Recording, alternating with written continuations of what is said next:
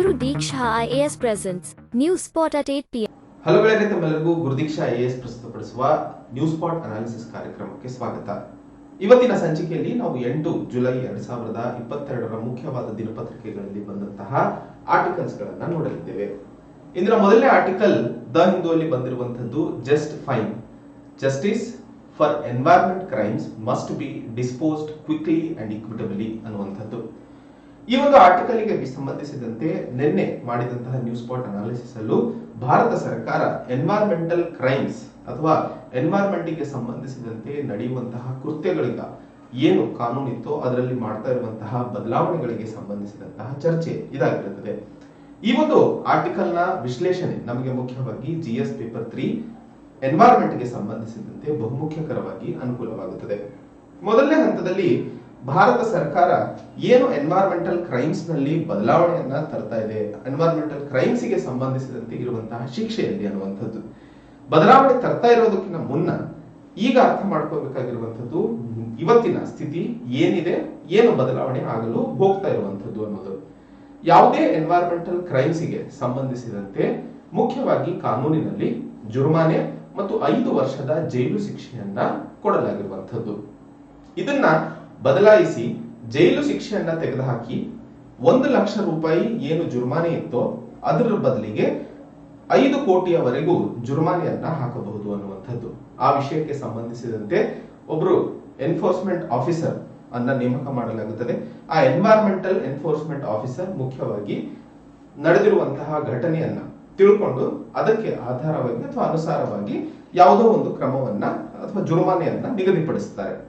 ಈ ಒಂದು ಬದಲಾವಣೆಯಲ್ಲಿ ಮುಖ್ಯವಾಗಿ ಯಾವುದೇ ರೀತಿಯ ಜೀವಹಾನಿ ಹಾಗೂ ಬಹುದೊಡ್ಡ ಮಟ್ಟದಲ್ಲಿ ವಾತಾವರಣಕ್ಕೆ ಎಫೆಕ್ಟ್ ಆದಂತಹ ಸಂದರ್ಭದಲ್ಲಿ ಅವು ಏನು ಕಾನೂನು ಇವತ್ತು ಪ್ರೆಸೆಂಟ್ ಸ್ಥಿತಿಯಲ್ಲಿದೆಯೋ ಅವುಗಳೇ ಮುಂದೆ ನಡ್ಕೊಂಡು ಹೋಗ್ತವೆ. ಹಾಗೆ ಯಾವುದೇ ಕಾಡು ಅಥವಾ ವನ್ಯ ಜೀವಿಗಳಿಗೆ ನಾಶಪಡಿಸಿದಂತಹ ಸಂದರ್ಭದಲ್ಲೂ ಇವಾಗ ಇರುವಂತಹ ಕಾನೂನು ಲಾಗುವಾಗುತ್ತದೆ. ಹಾಗಾದ್ರೆ ಸರ್ಕಾರ ಮಾಡ್ತಾ ಇರುವಂತಹ ಬದಲಾವಣೆ ಮುಖ್ಯವಾಗಿ ಸಣ್ಣ ಸಣ್ಣ ಎನ್ವೈರನ್ಮೆಂಟಲ್ ಕ್ರೈಮ್ಸ್ ಗಳಿಗೂ ಸಂಬಂಧಿಸಿದಂತೆ ಏನು ಜುರ್ಮಾನೆ ಮತ್ತು ಜೈಲು ಶಿಕ್ಷೆ ಎರಡೂ ಇದ್ವಲ್ಲ ಅವುಗಳನ್ನ ಬದಲಾಯಿಸಲು ಪ್ರಯತ್ನಿಸ್ತಿರುವಂತಹದ್ದು. ಹಾಗಾದ್ರೆ ಇಲ್ಲಿ ಕೇಳಬೇಕಾಗಿರುವಂತಹ ಪ್ರಶ್ನೆ ಏನಪ್ಪಾ ಅಂತಂದ್ರೆ, ಹೀಗೆ ಜೈಲು ಶಿಕ್ಷೆಯನ್ನ ತೆಗೆದುಹಾಕದಂತಹ ಸಂದರ್ಭದಲ್ಲಿ ವಾತಾವರಣಕ್ಕೆ ಸಂಬಂಧಿಸಿದಂತೆ ಏನು ಕೃತ್ಯಗಳು ಸಮಾಜದಲ್ಲಿ ನಡೀತಾ ಇದಾವೋ ಅವುಗಳನ್ನ ನಿಲ್ಲಿಸಲು ಸಾಧ್ಯವಾಗುತ್ತದೆಯಾ? ಯಾಕಂದ್ರೆ ಜುರ್ಮಾನೆ ಹೆಚ್ಚು ಮಾಡ್ತೀವಿ, ಇಲ್ಲ ಹೀಗೆ ಜೈಲು ಶಿಕ್ಷೆ ತೆಗೆದುಹಾಕಿದಂತಹ ಸಂದರ್ಭದಲ್ಲಿ ಇನ್ನೂ ಹೆಚ್ಚು ಆಗ್ತಾವ ವಾತಾವರಣವನ್ನ ಕಲುಷಿತಗೊಳಿಸುವಂತಹ ಪ್ರಯತ್ನಗಳು ಅನ್ನುವಂತಹ ಪ್ರಶ್ನೆ ದೊಡ್ಡದಾಗಿ ಎದುರು ನಿಲ್ಲುತ್ತದೆ. ಒಂದು ಕಡೆ ಹೌದು, ಜೈಲು ಶಿಕ್ಷೆಯನ್ನ ತೆಗೆದುಹಾಕಿದಂತಹ ಸಂದರ್ಭದಲ್ಲಿ ಜನರಲ್ಲಿ ಭಯ ಕಡಿಮೆ ಆಗಿ, ಯಾಕಂದ್ರೆ ಬರೀ ಜುರ್ಮಾನೆ ಅಲ್ಲ ಕಟ್ಟಬಿಡನ ಬಿಡು ಅಂತ ಹೇಳಿ ದೊಡ್ಡ ದೊಡ್ಡ MNC ಕಂಪನಿಗಳು ಅಥವಾ ಲಾಬಿಯಿಸ್ಟ್ಗಳು ಮುಂದೆ ಹೋಗುವಂತಹ ಸನ್ನಿವೇಶಗಳನ್ನು ಸಹ ನಾವು ಕಾಣ್ತೀವಿ. ಆದ್ರೆ ಸರ್ಕಾರ ಹೇಳ್ತಾ ಇರುವಂತಹದ್ದನ್ನು ಸಹ ಯಾವ ಸ್ಟಾಟಿಸ್ಟಿಕ್ಸ್ ಆಧಾರದ ಮೇಲೆ ಇದನ್ನ ಮುಂದೆ ತೆಗೆದುಕೊಂಡು ಹೋಗ್ತಾ ಇದೆಯೋ ಅದನ್ನ ನೋಡಿದಾಗ ದೇಶದಲ್ಲಿ ವಾತಾವರಣಕ್ಕೆ ಎನ್ವೈರನ್ಮೆಂಟ್ ಗೆ ಸಂಬಂಧಿಸಿದಂತಹ ಕೇಸ್ಗಳು ಮುಗಿಯಕ್ಕೆ 9 ರಿಂದ 33 ವರ್ಷ ಸಮಯ ತಗೊಂಡಿರುವಂತದ್ದು.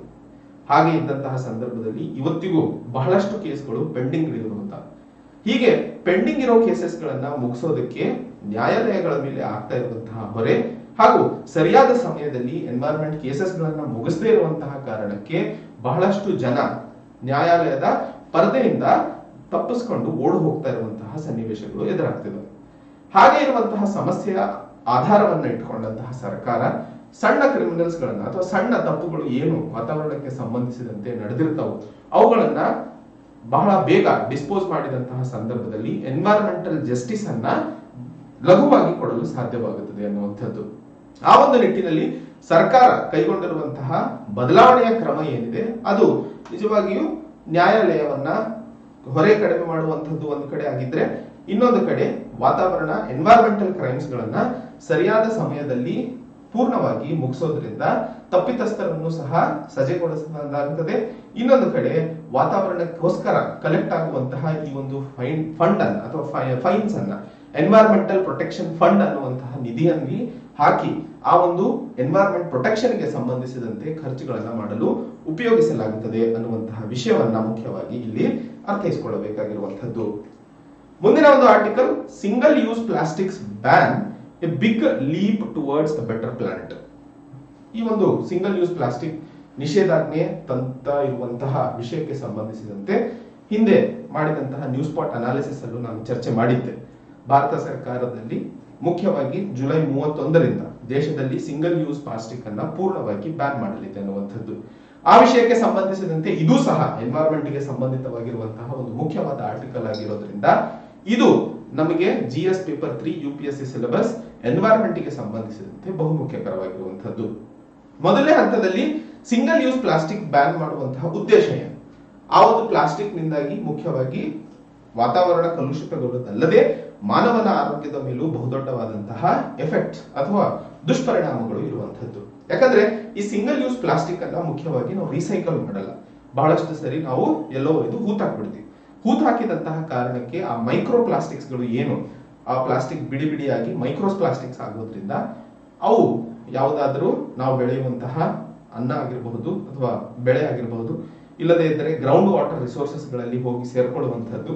ಹೀಗೆ ಮೈಕ್ರೋ ಪ್ಲಾಸ್ಟಿಕ್ಸ್ ಗಳು ಮಾನವನ ಶರೀರದಲ್ಲಿ ಒಳಗೋದಂತಹ ಸಂದರ್ಭದಲ್ಲಿ ಕ್ಯಾನ್ಸರ್ ಹಾಗೂ ಬೇರೆ ಒಂದು ದುಷ್ಪರಿಣಾಮಗಳು ಮನುಷ್ಯನ ದೇಹದ ಮೇಲೆ ಬೀಳುವಂತಹ ಸಾಧ್ಯತೆಗಳು ಹೆಚ್ಚಾಗ್ತವೆ.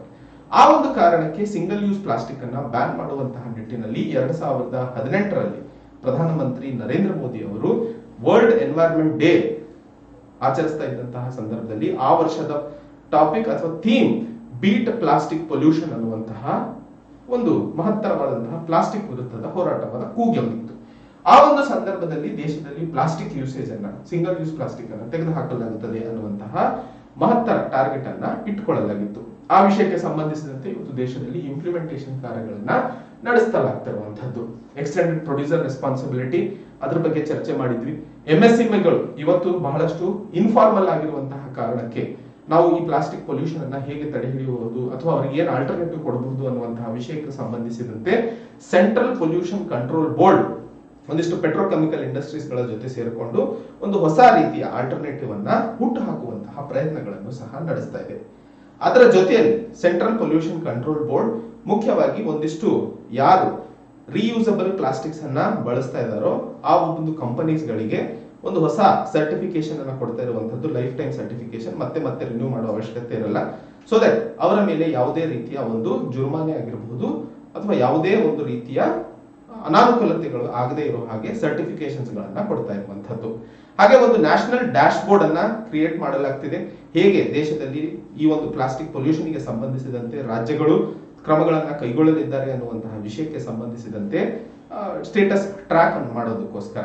ಸೊ ಈ ಎಲ್ಲಾ ಕ್ರಮಗಳು ಮುಖ್ಯವಾಗಿ ದೇಶದಲ್ಲಿ ಸಿಂಗಲ್ ಯೂಸ್ ಪ್ಲಾಸ್ಟಿಕ್ ಬ್ಯಾನ್ ಅನ್ನ ಪೂರ್ಣವಾಗಿ ಲಾಗು ತರುವಂತಹ ನಿಟ್ಟಿನ ಒಂದು ನಡೆಯಾಗಿರುತ್ತದೆ. ಆ ಒಂದು ನಿಟ್ಟಿನಲ್ಲಿ ಇಡೀ ಪ್ಲಾನೆಟ್ ಅನ್ನೇ ಸಹ ನಾವು ಒಂದು ಉತ್ತಮವಾದಂತಹ ಸ್ಥಳವನ್ನಾಗಿ ಬದಲಾಯಿಸಲು ಸಾಧ್ಯವಾಗಿರುತ್ತದೆ, ಇಡೀ ಮಾನವ ಕುಲ ಬದುಕೋದಕ್ಕೆ ಅನ್ನುವಂತಹ ವಿಷಯವನ್ನ ಮುಖ್ಯವಾಗಿ ಇಲ್ಲಿ ಅರ್ಥೈಸಿಕೊಳ್ಳಬೇಕಾಗಿರುವಂತದ್ದು. ಮುಂದಿನ ಒಂದು article, making sense of rupee slump. ಈ ಒಂದು ಜುಲೈ 1ನೇ ತಾರೀಕು ತಾವೆಲ್ಲ ನೋಡಿದ್ರೆ ಪ್ರತಿ ಡಾಲರ್ ದೇಶದ ಅಥವಾ ಭಾರತದ 79 ರೂಪಾಯಿಗೆ ಸಮ ಆಗಿತ್ತು. ಸೊ ಆ ಒಂದು ನಿಟ್ಟಿನಲ್ಲಿ ಈ ಒಂದು ಏರಿಕೆ ಏನಾಗಿದೆ ಅಲ್ಲ, ಅದು ಬಹುದೊಡ್ಡ ಮಟ್ಟದಲ್ಲಿ ಭಾರತದ ಮೇಲೆ ಪ್ರಭಾವ ಬೀಳಿರುವಂತದ್ದು.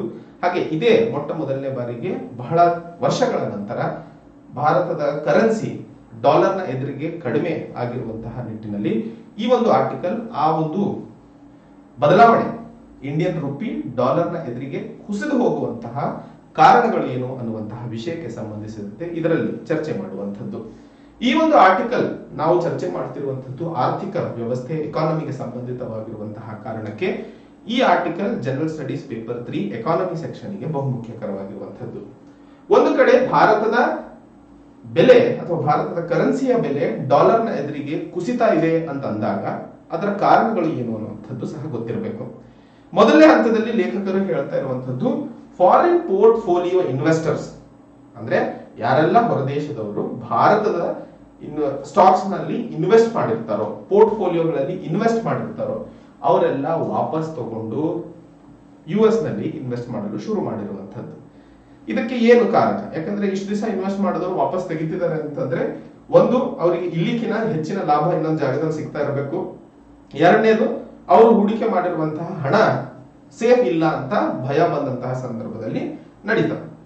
ಆದರೆ ಇಲ್ಲಿ ನಡೆದಿರುವಂತಹ ಸಮಸ್ಯೆ ಅಥವಾ ಸನ್ನಿವೇಶ ಏನಪ್ಪಾ ಅಂತಂದ್ರೆ, US ಫೆಡರಲ್ ಬ್ಯಾಂಕ್ ನ ಇಂಟ್ರೆಸ್ಟ್ ರೇಟ್ ಗಳನ್ನ ಹೆಚ್ಚಿಸಲಾಯಿತು. ಯಾಕಂದ್ರೆ ಪ್ರಪಂಚದಲ್ಲಿ ರಷ್ಯಾ ಯುಕ್ರೇನ್ ನಡುವೆ ಆಗ್ತಾ ಇರುವಂತಹ ಯುದ್ಧ ಹಾಗೂ ಇಂಟರ್ನ್ಯಾಷನಲ್ ಜಿಯೋ ಪೊಲಿಟಿಕ್ಸ್ ಅನ್ನ ನೋಡಿದಾಗ ಇರುವಂತಹ ಸಮಸ್ಯೆ ಮುಖ್ಯವಾಗಿ ಬೆಲೆ ಹೆಚ್ಚಳ. ಈ ದರ ಹೆಚ್ಚಾಗುವಂತಹದ್ದು ಅಥವಾ ಇನ್ಫ್ಲೇಷನ್ ಹೆಚ್ಚಾಗ್ತಾ ಇರುವಂತಹ ಸನ್ನಿವೇಶವನ್ನ ತಡೆ ಹಿಡಿಯುವಂತಹ ನಿಟ್ಟಿನಲ್ಲಿ US ನ ಫೆಡರಲ್ ಬ್ಯಾಂಕ್ ಇಂಟ್ರೆಸ್ಟ್ ರೇಟ್ ಗಳನ್ನ ಹೆಚ್ಚಿಸುತ್ತದೆ.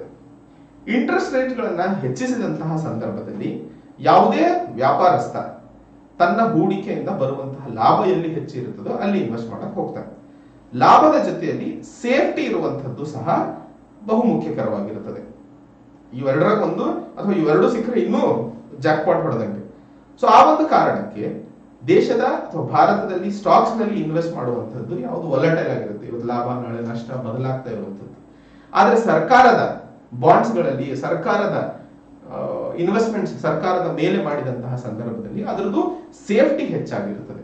ಸೊ ಆ ಒಂದು ಕಾರಣಕ್ಕೆ ಫಾರಿನ್ ಪೋರ್ಟ್ಫೋಲಿಯೋ ಇನ್ವೆಸ್ಟರ್ಸ್ ಭಾರತದಲ್ಲಿ ಇನ್ವೆಸ್ಟ್ ಏನ್ ಮಾಡಿದ್ರು ಅದರ ಹೆಚ್ಚಿನ ಮೊತ್ತವನ್ನ ತಗೊಂಡು US ನಲ್ಲಿ ಹೋಗಿ ಬ್ಯಾಂಕ್ ನಲ್ಲಿ ಫೆಡರಲ್ ಬ್ಯಾಂಕ್ ನಲ್ಲಿ ಇಡ್ತಾ ಇರುವಂತದ್ದು. ಯಾಕಂದ್ರೆ ಅಲ್ಲಿ ಹೆಚ್ಚಿಗೆ ಇಂಟ್ರೆಸ್ಟ್ ರೇಟ್ ಸಿಗ್ತದೆ. ಇಂಟ್ರೆಸ್ಟ್ ರೇಟ್ ಹೆಚ್ಚಾಗಿರುವಂತಹ ಕಾರಣಕ್ಕೆ ಹೆಚ್ಚಿಗೆ ಇಂಟ್ರೆಸ್ಟ್ ಸಿಗುವಂತಹ ಆಸೆಯೊಂದಿಗೆ ಫಾರಿನ್ ಪೋರ್ಟ್ಫೋಲಿಯೋ ಇನ್ವೆಸ್ಟರ್ಸ್ ತನ್ನ ಹಣವನ್ನ ತಗೊಂಡು ಹೋಗ್ತಾ ಇದ್ದಾರೆ. ತಗೊಂಡು ಹೋದಂತಹ ಸಂದರ್ಭದಲ್ಲಿ ಆಬ್ವಿಯಸ್ಲಿ ಡಾಲರ್ದು ಡಿಮಾಂಡ್ ಹೆಚ್ಚಾಗ್ತಾ ಇದೆ ಅಂಡ್ ರುಪಿ ಬಹಳ ಫ್ಲೋ ಜಾಸ್ತಿ ಆಗೋದ್ರಿಂದ, ಯಾಕಂದ್ರೆ ರುಪಿ ವಾಪಸ್ ಕೊಡ್ತಾ ಇದಾರಲ್ಲ, ಸೊ ರುಪಿಯ ಫ್ಲೋ ಹೆಚ್ಚಾದಂತಹ ಕಾರಣಕ್ಕೆ ರುಪಿಯ ವ್ಯಾಲ್ಯೂ ಸಹ ಬೀಳ್ತಾ ಇರುವಂತದ್ದು. ಫಾರಿನ್ ಪೋರ್ಟ್ಫೋಲಿಯೋ ಇನ್ವೆಸ್ಟರ್ಸ್ ಒಂದು ಕಾರಣ ಆದ್ರೆ, ಎರಡನೇ ಕಡೆಗೆ ಕರೆಂಟ್ ಅಕೌಂಟ್ ಡೆಫಿಸಿಟ್. ಎಕಾನಮಿಯಲ್ಲಿ ಒಂದು ಕಾನ್ಸೆಪ್ಟ್ ಅನ್ನ ಓದ್ತಿರಾಗ ಕರೆಂಟ್ ಅಕೌಂಟ್ ಡೆಫಿಸಿಟ್ ಅಂತ ಹೇಳಿ, ನಾವು ಮಾಡುವಂತಹ ಆಮದು ಮತ್ತು ರಫ್ತಿನ ನಡುವಿನ ಅಂತರವನ್ನ ನಾವು ಕರೆಂಟ್ ಅಕೌಂಟ್ ನಲ್ಲಿ ಮೇಂಟೈನ್ ಮಾಡ್ತೀವಿ. ಅದು ಏನಾದರೂ ನೆಗೆಟಿವ್ ಆಗಿದ್ದಾಗ, ಅಂದ್ರೆ ನಾವು ಮಾಡ್ತಾ ಇರುವಂತಹ ಆಮದು ರಫ್ತಕ್ಕಿಂತಲೂ ಹೆಚ್ಚಾಗಿದ್ದಂತಹ ಸಂದರ್ಭದಲ್ಲಿ ನಾವು ಕೈಯಿಂದ ಹಣವನ್ನ ಕೊಡಬೇಕಾಗಿರುತ್ತದೆ. ಆ ಒಂದು ಸಂದರ್ಭದಲ್ಲಿ ಡೆಫಿಸಿಟ್ ಅನ್ನ ಕಾಣ್ತೀವಿ. ಸೊ ಭಾರತದಲ್ಲಿ ಇದುವರೆಗೂ ಯಾವುದೇ ಸಂದರ್ಭದಲ್ಲೂ ಕರೆಂಟ್ ಅಕೌಂಟ್ ಸರ್ಪ್ಲಸ್ ಅನ್ನ ನೋಡಿಲ್ಲ. ಸೊ ಯಾವಾಗಲೂ ನಮ್ಮ ಇಂಪೋರ್ಟ್ಸ್ ಎಕ್ಸ್ಪೋರ್ಟ್ಸ್ ಗಿಂತಲೂ ಜಾಸ್ತಿನೇ ಇದಾವೆ. ಆ ಒಂದು ಕಾರಣಕ್ಕೆ ಕರೆಂಟ್ ಅಕೌಂಟ್ ಡೆಫಿಸಿಟ್ ಅಂತೀವಿ. ಅಂಡ್ ಅಂತಾರಾಷ್ಟ್ರೀಯ ಮಾರುಕಟ್ಟೆಯಲ್ಲಿ ನಾವು ಯಾವಾಗಲೂ ಡಾಲರ್ಸ್ ಅಲ್ಲೇ ಪೇ ಮಾಡ್ತೀವಿ. ಈಗ ಕರೆಂಟ್ ಅಕೌಂಟ್ ಡೆಫಿಸಿಟ್ ಜಾಸ್ತಿ ಆಗ್ತಾ ಇರುವಂತಹ ಕಾರಣಕ್ಕೆ ಡಾಲರ್ನ ಅವಶ್ಯಕತೆಯೂ ಜಾಸ್ತಿ ಆಗುತ್ತದೆ. ಎಕಾನಮಿಯಲ್ಲಿ ಯಾವಾಗಲೂ ನೆನ್ಪಿಟ್ಕೊಳ್ಳಿ, ಯಾವತ್ತಿಗೂ ಡಿಮಾಂಡ್ ಮತ್ತು ಸಪ್ಲೈನ ನಡುವಿನ ಅಂತರವೇ ಮುಖ್ಯವಾಗಿ ಯಾವುದೇ ವಸ್ತುವಿನ ಬೆಲೆಯನ್ನ ನಿರ್ಣಯಿಸುತ್ತದೆ. ಈಗ ಡಾಲರ್ನ ಡಿಮಾಂಡ್ ಹೆಚ್ಚಾದಂತಹ ಸಂದರ್ಭದಲ್ಲಿ ಆಬ್ವಿಯಸ್ಲಿ ಅದರ ಬೆಲೆ ಅಂತಾರಾಷ್ಟ್ರೀಯ ಮಾರುಕಟ್ಟೆಯಲ್ಲಿ ಹೆಚ್ಚಾಗ್ತಾ ಹೋಗುತ್ತದೆ. ಸೊ ಕರೆಂಟ್ ಅಕೌಂಟ್ ಡೆಫಿಸಿಟ್ ಅನ್ನು ನಾವು ಕಂಟ್ರೋಲ್ ಮಾಡಲು ಸಾಧ್ಯವಾಗದೇ ಇರುವಂತಹ ಕಾರಣಕ್ಕೆ ಇವತ್ತು ಡಾಲರ್ನ ಬೆಲೆ ಇನ್ನೂ ಹೆಚ್ಚಾಗಲು ಮುಂದಾಗಿದೆ ಅನ್ನುವಂಥದ್ದು. ಸೊ ಹೀಗೆ ಇರುವಂತಹ ಸನ್ನಿವೇಶಗಳನ್ನು ನೋಡಿದಾಗ ನಮ್ಮ ಹತ್ರ ಇರುವಂತಹ ಫಾರಿನ್ ಎಕ್ಸ್ಚೇಂಜ್ ರಿಸರ್ವ್ಸ್ ಏನಿದ್ವಲ್ಲ ಅವು ಸಹ ಕಡಿಮೆ ಆಗಿದ್ದಾವೆ. ಮುಂಚೆ ಸೆಪ್ಟೆಂಬರ್ 2021ರಲ್ಲಿ 15 ತಿಂಗಳಿಗೆ ಆಗುವಂತಹ ಆಗಸ್ಟ್ ಫಾರಿನ್ ಎಕ್ಸ್ಚೇಂಜ್ ರಿಸರ್ವ್ಸ್ ನಮ್ಮ ಹತ್ರ ಇತ್ತು. ಆದರೆ ಇವತ್ತಿನ ಸಂದರ್ಭದಲ್ಲಿ ಬರೀ 10 ತಿಂಗಳಿಗೆ ಆಗುವಷ್ಟು ಫಾರಿನ್ ಎಕ್ಸ್ಚೇಂಜ್ ರಿಸರ್ವ್ಸ್ ನಮ್ಮ ಹತ್ರ ಇದಾವೆ. ಒಂದು ವೇಳೆ ನಮ್ಮ ಹತ್ರ ಯಾವುದೇ ಡಾಲರ್ಸ್ ಗಳು ಬರದೇ ಇಲ್ಲ, ಅಂತಾರಾಷ್ಟ್ರೀಯ ಮಾರುಕಟ್ಟೆನೇ ಸ್ತಬ್ಧವಾಗಿದೆ ಅನ್ನಂತಹ ಸಂದರ್ಭದಲ್ಲೂ ಬದುಕಲು ಬೇಕಾದಂತಹ ಹಣ ಮುಂದಿನ 10 ತಿಂಗಳಿಗೆ ಮಾತ್ರ ಉಳ್ಕೊಂಡಿದೆ ನಮ್ಮ ಹತ್ರ. ಸೊ ಆ ಒಂದು ನಿಟ್ಟಿನಲ್ಲಿ ಆಗ್ತಾ ಇರುವಂತಹ ಅಂತಾರಾಷ್ಟ್ರೀಯ ಬದಲಾವಣೆ, ಬೆಲೆ ಹೆಚ್ಚಳ ಮುಖ್ಯವಾಗಿ ದೇಶದ ಆರ್ಥಿಕ ವ್ಯವಸ್ಥೆಯ ಮೇಲೆ ದೊಡ್ಡ ಮಟ್ಟದ ಹೊಡೆತನೇ ಬೀಳ್ತಾ ಇದೆ ಅನ್ನುವಂತಹ ಮಾಹಿತಿಯನ್ನ ಮುಖ್ಯವಾಗಿ ಇಲ್ಲಿ ಅರ್ಥೈಸಿಕೊಳ್ಳಬೇಕಾಗಿರುವಂತದ್ದು. ಮುಂದಿನ ಒಂದು ಆರ್ಟಿಕಲ್, ಇದರಲ್ಲಿ ಹೆಚ್ಚಿಗೆ ನಾವು ಅರ್ಥ ಮಾಡಿಕೊಳ್ಳಬೇಕಾಗಿರುವಂತದ್ದು ಸಮಾಜದಲ್ಲಿ LGBTQ++, ಲೆಸ್ಬಿಯನ್, ಗೇ, ಬೈಸೆಕ್ಷುವಲ್ ಈ ಒಂದು ವರ್ಗಕ್ಕೆ ಸೇರಿದಂತಹ ಸಮುದಾಯ ಮತ್ತು ಆ ಸಮುದಾಯಕ್ಕೆ ಸಂಬಂಧಿಸಿದಂತೆ ಇರುವಂತಹ ಆರೋಗ್ಯದ ಸಮಸ್ಯೆಗಳನ್ನ ನಾವಿಲ್ಲಿ ಚರ್ಚೆ ಮಾಡ್ತಾ ಇರುವಂತದ್ದು. ಆ ಒಂದು ನಿಟ್ಟಿನಲ್ಲಿ ಈ ಒಂದು ಆರ್ಟಿಕಲ್ ಸೋಷಿಯಲ್ ಜಸ್ಟಿಸ್ಗೆ ಟಾಪಿಕ್ ನ ಅಡಿಯಲ್ಲಿ ಬಹುಮುಖ್ಯಕರವಾಗಿರುವಂತದ್ದು. ಹಾಗೆ ಜನರಲ್ ಸ್ಟಡೀಸ್ ಪೇಪರ್ 2 ಅಲ್ಲಿ UPSC ಸಿಲೆಬಸ್ ನಲ್ಲಿ ಸೋಷಿಯಲ್ ಜಸ್ಟಿಸ್ ನ ಅಡಿಯಲ್ಲಿ ನಾವು ಈ ಒಂದು ಟಾಪಿಕ್ ಅನ್ನ ಉಪಯೋಗಿಸಿಕೊಳ್ಳಲು ಸಾಧ್ಯವಾಗುತ್ತದೆ. ಬಹುಮುಖ್ಯವಾಗಿ ಯಾವುದೇ ಒಬ್ಬ ವ್ಯಕ್ತಿಯ ಜೀವನದಲ್ಲಿ ಆಗುವಂತಹ ಅನಾನುಕೂಲತೆಗಳು, ಉದಾಹರಣೆಗೆ ಒಬ್ಬ PUC ಓದುವಂತಹ ಹುಡುಗ ಎಕ್ಸಾಮಿನೇಷನ್ ನಲ್ಲಿ ಕಡಿಮೆ ಬಂದಂತಹ ಅಂಕಗಳನ್ನ ನೋಡಿ ತಾನು ಡಿಪ್ರೆಷನ್ಗೆ ಹೋಗುವಂತದ್ದು ಅಥವಾ ಮಾನಸಿಕವಾಗಿ ಒಂದಿಷ್ಟು ಕುಗ್ಗುವಂತಹ ಸನ್ನಿವೇಶಗಳನ್ನ ನೋಡ್ತೀವಿ. ಪ್ರೀತಿ ಮಾಡಿದಂಥವ್ರು ಹುಡುಗಿ ಮೆಸೇಜ್ ಮಾಡ್ತಿಲ್ಲ ಅಂತ ಹೇಳಿ ಕೂಗ್ ಹೋಗ್ತಾರೆ, ಅಥವಾ ಮದುವೆ ಆದವರು ಡಿವೋರ್ಸ್ ಆಯ್ತು ಅಂತ ಕೂಗ್ ಹೋಗ್ತಾರೆ, ಅಥವಾ ಡಿವೋರ್ಸ್ ಆಗ್ತಾ ಇಲ್ಲ ಅಂತ ಕೂಗ್ ಹೋಗ್ತಾರೆ.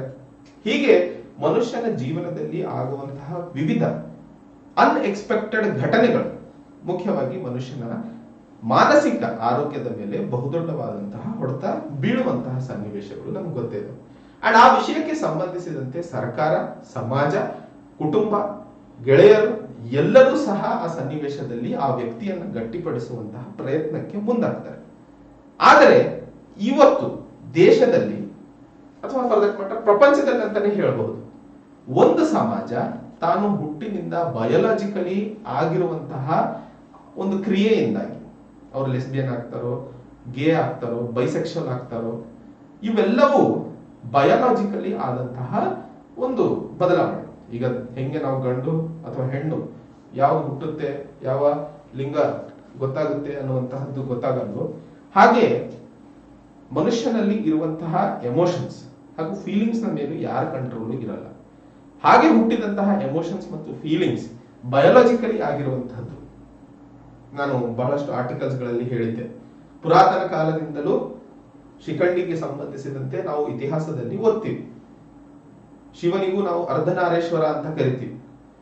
ಹೀಗೆ ದೇವರು ಮತ್ತು ಪುರಾಣಗಳಲ್ಲಿ ನಾವು ಈ ಒಂದು ವರ್ಗದವರನ್ನ ಪೂಜಿಸ್ತಾ ಇದ್ದಂತಹ ಸಂದರ್ಭದಲ್ಲಿ ಇವತ್ತು ಯಾಕೆ ಆ ಒಂದು ವರ್ಗವನ್ನ ನಾವು ಹೀಯಾಳಿಸ್ತಾ ಇದ್ದೀವಿ ಅನ್ನುವಂತಹ ಪ್ರಶ್ನೆ ಮುಖ್ಯವಾಗಿ ನಾವೆಲ್ಲ ಕೇಳಬೇಕಾಗಿರುವಂತಹದ್ದು. ಈ ಒಂದು ಆರ್ಟಿಕಲ್ ಮುಖ್ಯವಾಗಿ ಜೂನ್ ತಿಂಗಳನ್ನ ಪ್ರೈಡ್ ಮಂತ್ ಅಂತಾನೆ ಸೆಲೆಬ್ರೇಟ್ ಮಾಡಲಾಗುತ್ತದೆ ಪ್ರತಿ ವರ್ಷ. ಅದು ಮುಖ್ಯವಾಗಿ LGBT ಸಮುದಾಯದನ್ನ ಇಡೀ ಪ್ರಪಂಚದಲ್ಲಿ ಅವರಿಗೂ ಸಹ ಸಿಗಬೇಕಾದಂತಹ ಅಧಿಕಾರಗಳು, ಹಕ್ಕುಗಳು ಮತ್ತು ಅವರಿಗೆ ಆಗಬಹುದಾದಂತಹ ಅನುಕೂಲತೆಗಳನ್ನ ಮಾಡಿಕೊಡುವಂತಹ ನಿಟ್ಟಿನಲ್ಲಿ ಒಂದು ಸಣ್ಣ ಪ್ರಯತ್ನವಾಗಿರುತ್ತದೆ. ಹೀಗೆ ಇರುವಂತಹ ಸಂದರ್ಭದಲ್ಲಿ ಇವತ್ತು ದೇಶದಲ್ಲಿ ಹಾಗೆ ಹುಟ್ಟಿದಂತಹ ಮಗುವನ್ನ ಯಾರು ಈ ಲೆಸ್ಬಿಯನ್, ಗೇ ಅಥವಾ ಬೈಸೆಕ್ಷುವಲ್ ಕ್ಯಾರೆಕ್ಟರ್ಸ್ ಅನ್ನ ತೋರಿಸ್ತಾರೋ ಅವರನ್ನ ಹೆದರ್ಸೋದು ಅಥವಾ ಹೊಡೆಯೋದು, ಯಾಕಂದ್ರೆ ಅವ್ನು ಬೇಕಂತ ಮಾಡ್ತಾನೆ ಆಗ್ತಾನೆ ಅಂತ ಹೇಳಿ, ಅಥವಾ ಅವ್ರ ಮೇಲೆ ಮಾಡುವಂತಹ ಕಿರುಕುಳದಿಂದ ಅವನು ಬದಲಾಗ್ತಾನೆ ಅನ್ನುವಂತಹ ವಿಷಯಕ್ಕೆ ಸಂಬಂಧಿಸಿದಂತೆ ಸಾಮಾಜಿಕವಾಗಿ, ಕೌಟುಂಬಿಕವಾಗಿ ಹಾಗೂ ಯಾರೂ ಗೆಳೆಯರು ತನ್ನ ಸುತ್ತಮುತ್ತ ಇರೋದಿಲ್ಲ, ಯಾಕಂದ್ರೆ ಗೆಳೆಯರು ಅರ್ಥನೆ ಮಾಡ್ಕೊಳ್ಳಲ್ಲ, ಹಾಗೂ ಯಾರು ಸಹ ಇಡೀ ಸಮಾಜದ ಯಾವ ವರ್ಗವೂ ಅವರ ಜೊತೆ ನಿಲ್ಲದೆ ಇರೋ ಕಾರಣಕ್ಕೆ ಅವರ ಮಾನಸಿಕ ಆರೋಗ್ಯದ ಪರಿಸ್ಥಿತಿಯನ್ನ ಅರ್ಥೈಸ್ಕೊಳ್ಳಿ. ಸಣ್ಣ ಎಕ್ಸಾಮ್ ನಲ್ಲಿ ಫೇಲ್ ಆದ್ವಿ ಅಂತ ಹೇಳಿ ಸೂಸೈಡ್ ಮಾಡಿಕೊಳ್ಳುವಂತಹ ಸಂದರ್ಭದಲ್ಲಿ ಇವತ್ತು ಇಡೀ ವರ್ಗ ಅಥವಾ ಆ ಒಂದು LGBTQ++ ಏನು ವರ್ಗವಿದೆಯೋ ಸಾಮಾಜಿಕವಾದಂತಹ ಎಕ್ಸ್ಕ್ಲೂಷನ್ ಇಂದಲೇ ಅವರು ಡಿಸೇಬಲ್ ಆಗಿ ಹೋಗ್ತಿದ್ದಾರೆ. ಎಲ್ಲವೂ ಇದ್ದು ಏನಾದರೂ ಸಾಧಿಸಬೇಕು ಅಂತಂದ್ರೆ ದೊಡ್ಡ ಸಮಸ್ಯೆ ಇದೆ ಇವತ್ತು ನಮಗೆಲ್ಲರಿಗೂ.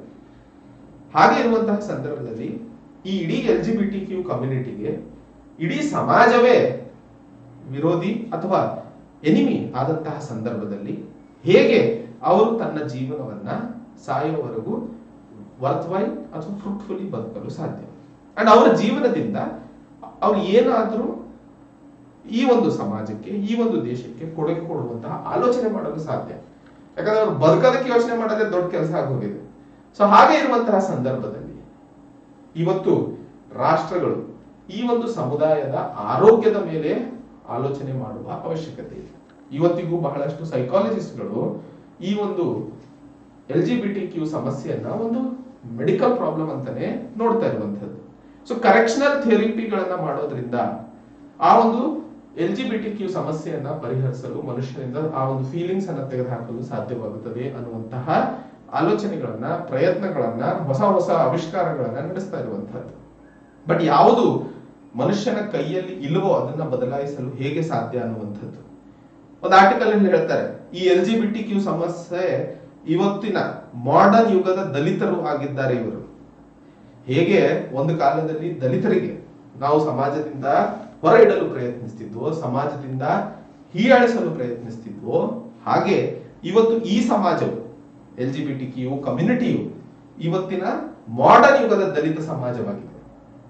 ಸೊ ಹಿಂದೆ ಮಾಡಿದಂತಹ ತಪ್ಪು ನಾವು ಹೇಳ್ತಿದ್ವಲ್ಲ, ಹಿಂದೆ ನಮ್ಮ ಫೋರ್ ಫಾದರ್ಸ್ ಮಾಡಿದಂತಹ ತಪ್ಪಿಗೆ ಸಂದರ್ಭಿಸಿದಂತೆ ಇವತ್ತು ನಮ್ಮ ಮೇಲೆ ಯಾವುದೋ ಕಾರಣಗಳಿಂದ ದಬ್ಬಾಳಿಕೆ ಅಥವಾ ಸನ್ನಿವೇಶಗಳು, ರಿಸರ್ವೇಶನ್ ಯಾವುದೋ ಡಿಸ್ಕಷನ್ ಬಂದಾಗ ಆಗುತ್ತೆ. ಆದ್ರೆ 21ನೇ ಶತಮಾನದಲ್ಲಿ the so called enlightened empowered citizens, educated ಆಗಿರುವಂತವ್ರು ನಾವು ಒಂದು ಸಮಾಜವನ್ನ ದಲಿತರನ್ನಾಗಿ ಪರಿಗಣಿಸ್ತಾ ಇದೀವಿ ಅನ್ನುವಂಥದ್ದನ್ನ ಮರೆತು ಹೋಗ್ತಾ ಇದ್ದೀವಿ. ಸೊ ಬದಲಾಗಬೇಕಾಗಿರುವಂತಹದ್ದು ಮೊದಲನೇ ಹಂತದಲ್ಲಿ ಜನರ ದೃಷ್ಟಿಕೋನ ಯಾವುದೇ ಒಂದು ಸಮಾಜಕ್ಕೆ ಸಂಬಂಧಿಸಿದಂತೆ ಆ ದೃಷ್ಟಿಕೋನ ಬದಲಾದಂತಹ ಸಂದರ್ಭದಲ್ಲಿ, ಅವೇರ್ನೆಸ್ ಅನ್ನ ಹೆಚ್ಚಿಸಿದಂತಹ ಸಂದರ್ಭದಲ್ಲಿ ನಾವು ಒಂದು ವರ್ಗವನ್ನ ಬದುಕಲು ಅವಕಾಶ ಮಾಡಿಕೊಟ್ಟಾಗ, ಬೇರೆ ಏನು ಕೊಡಬೇಡಿ, ಅವ್ರಿಗೇನು ಉದ್ಯೋಗಾವಕಾಶಗಳು, ಅವ್ರಿಗೇನೋ ದೊಡ್ಡ ದೊಡ್ಡದು ಕೊಡುವಂತಹ ಆಲೋಚನೆಗಳು ಅದು ಸೆಕೆಂಡರಿ. ಬಟ್ ಮೊದಲನೇ ಹಂತದಲ್ಲಿ ಅವರಿಗೆ ಬದುಕಲು ಅವಕಾಶ ಮಾಡಿಕೊಡಬೇಕಾಗಿರುವಂತಹದ್ದು ಈ ದೇಶದ ಪ್ರತಿಯೊಬ್ಬ ನಾಗರಿಕನ ಜವಾಬ್ದಾರಿಯಾಗಿರುತ್ತದೆ. ತನ್ನ ಜೊತೆ ಇರುವಂತಹ ನಾಗರಿಕರು ಅಥವಾ ತನ್ನ ಸಮಾಜವನ್ನ ಒಳಗೊಂಡು ಇನ್ಕ್ಲೂಸಿವ್ ಆಗಿ ಬದುಕುವಂತಹ ಪ್ರಯತ್ನ ಮಾಡೋದು ಕಡೆಗೆ. ಸೊ ಆ ಒಂದು ನಿಟ್ಟಿನಲ್ಲಿ ಸರ್ಕಾರಗಳು ಯಾವುದೇ ಆರೋಗ್ಯಕ್ಕೆ ಸಂಬಂಧಿಸಿದಂತೆ ಕ್ರಮಗಳನ್ನು ಕೈಗೊಂಡಂತಹ ಸಂದರ್ಭದಲ್ಲಿ ಈ ಸಮುದಾಯವನ್ನು ಸಹ ಪರಿಗಣನೆಗೆ ತಗೊಂಡು ಪಾಲಿಸಿಗಳನ್ನು ಡಿಸೈಡ್ ಮಾಡಬೇಕು. ಎರಡನೇ ಹಂತದಲ್ಲಿ ಸಮಾಜದ ಬಿಹೇವಿಯರ್ ಚೇಂಜ್, ನಮ್ಮ ದೃಷ್ಟಿಕೋನ ಬದಲಾಗಬೇಕು, ಜನರಲ್ಲಿ ಅವೇರ್ನೆಸ್ ಅನ್ನ ಹೆಚ್ಚಿಸಬೇಕು. ಈ ಒಂದು ವರ್ಗಕ್ಕೂ ಸೇರಿದಂತಹ ಜನರಿಗೂ ಸಹ ಬದುಕಲು ಅವಕಾಶ ಹಾಗೂ ಹಕ್ಕಿದೆ ಅನ್ನುವಂಥದ್ದನ್ನ ಮರಿಬಾರದು. ಸೊ ಈ ಒಂದು ವರ್ಗದ ಆರೋಗ್ಯಕ್ಕೆ ಸಂಬಂಧಿಸಿದಂತೆ ಸರ್ಕಾರಗಳು ದೂರದೃಷ್ಟಿ ಇಟ್ಟುಕೊಂಡು ಕೆಲಸ ಮಾಡಿದಂತಹ ಸಂದರ್ಭದಲ್ಲಿ ಆ ವರ್ಗವನ್ನ ಬೆಳೆಸಲು ಸಾಧ್ಯವಾಗುತ್ತದೆ ಅನ್ನುವಂತಹ ಮಾತನ್ನ ಮುಖ್ಯವಾಗಿ ಇಲ್ಲಿ ಹೇಳ್ತಾ ಇರುವಂತದ್ದು. ಮುಂದಿನ ಒಂದು article, in US house a key push for closer ties with India. ಈ ಒಂದು ಆರ್ಟಿಕಲ್ ನಲ್ಲಿ ನಾವು ಚರ್ಚೆ ಮಾಡ್ತಿರುವಂತಹ ವಿಷಯ ಭಾರತ ಮತ್ತು US ನಡುವಿನ ಸಂಬಂಧಗಳಿಗೆ ಸಂಬಂಧಿಸಿದಂತೆ ವಾಷಿಂಗ್ಟನ್ ನಲ್ಲಿ ನ್ಯಾಷನಲ್ ಡಿಫೆನ್ಸ್ ಅಥಾರೈಸೇಷನ್ ಆಕ್ಟ್ NDAA ಅನ್ನುವಂತಹ ಒಂದು ಆಕ್ಟ್ ಅನ್ನ ಜಾರಿಗೆ ತರ್ತಾ ಇರುವಂತಹ ಸಂದರ್ಭದಲ್ಲಿ ಒಂದಿಷ್ಟು ಸೆನೆಟ್ ಮೆಂಬರ್ಸ್ ಭಾರತ ಮತ್ತು US ನಡುವೆ ಇರುವಂತಹ ಸಂಬಂಧವನ್ನ ಇನ್ನೂ ಗಟ್ಟಿಗೊಳಿಸುವಂತಹ ಕಡೆಗೆ ಒಂದು ಹೊಸ ಅಮೆಂಡ್ಮೆಂಟ್ ಅನ್ನ ಈ ಒಂದು ಆಕ್ಟ್ ಗೆ ತಂದಿರುವಂತದ್ದು. ಮೊದಲನೇ ಹಂತದಲ್ಲಿ countering America's adversaries through sanctions act ಅನ್ನುವಂತಹ ಒಂದು ಕಾನೂನನ್ನ ಸಡಿಲಿಕೆಗೊಳಿಸಬೇಕು ಭಾರತದ ಮೇಲೆ ಅನ್ನುವಂಥದ್ದು.